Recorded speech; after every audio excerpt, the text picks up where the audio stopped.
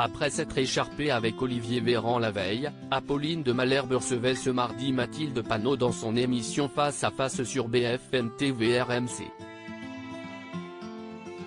Et la membre de la France Insoumise a été invitée à évoquer les violents affrontements qui ont eu lieu samedi, lors d'un rassemblement à Sainte-Soline, contre un projet de méga-bassine. Les forces de l'ordre et manifestants s'étaient alors affrontés et de nombreux blessés ont été recensés. Un manifestant de 30 ans a notamment été victime d'un violent traumatisme crânien et se trouve entre la vie et la mort. Un état critique qui n'a pour l'heure pas évolué. Or, au lendemain de ce rassemblement, Mathilde Panot a partagé une fausse information qui aurait pu causer beaucoup de tort.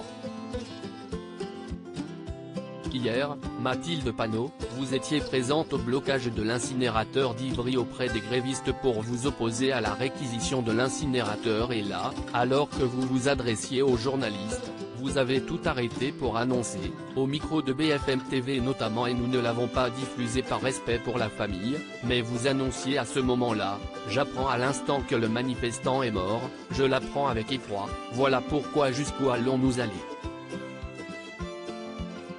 Est-ce que vous regrettez d'avoir eu ces propos hier ?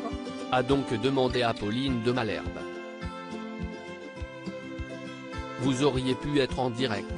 Une question qui a mis dans l'embarras Mathilde Panot, laquelle aurait préféré ne pas revenir sur le sujet.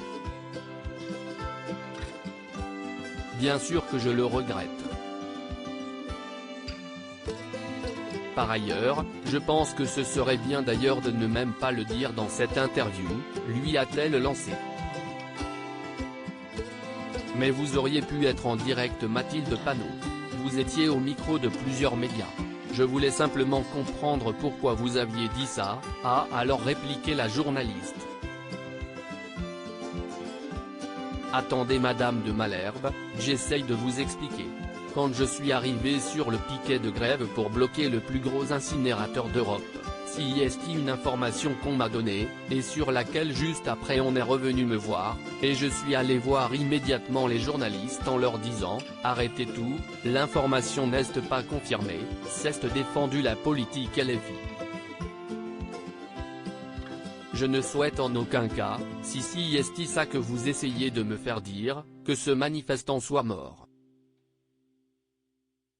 Mathilde Panot a ensuite recentré le débat sur le ministre de l'Intérieur Gérald Darmanin, qu'elle accuse d'avoir délibérément choisi de poser plus de 4000 grenades et de déployer 3000 policiers pour protéger un trou dans la terre, au détriment des 30 000 manifestants présents.